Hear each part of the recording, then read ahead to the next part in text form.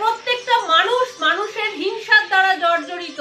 জীবনে একটা উন্নতি করছেন, ভালো আছেন, কারো সহ্য হচ্ছে না। এই ধরনের সমস্যা নিয়ে প্রত্যেকটা মানুষ জেরবার হচ্ছেন। আজকে যে 3টে পয়েন্ট বলবো, এই 3টে পয়েন্ট মাথায় রাখবেন, কেউ আপনাকে জাদুটোনা করতে পারবে না। এবং আমার কিন্তু প্রচুর শেয়ার চাই, যাতে প্রত্যেকটা মানুষ জেনে সতর্ক হতে পারেন। কি করবেন? কোনো আত্মীয় স্বজন বন্ধু বান্ধব বুঝতে পারছেন আপনার এই ভীষণ ক্ষতি করছে, তারপরও তার বাড়িতে যেতে হচ্ছে, তার সঙ্গে হেসে কথা বলতে হচ্ছে, সব করতে হচ্ছে, তখন কি করবেন? সে যদি কি কি জিনিস খেতে দিলে একদম খাবেন না, সেটা হচ্ছে মিষ্টি পান, সাদা মিষ্টি, এবং সেই সঙ্গে দুধ চা একদম খাবেন না। লিকার চা খেতে পারেন, কিন্তু দুধ চা একদম খাবেন না, এবং সেই বাড়িতে গিয়ে জলও খাবেন না।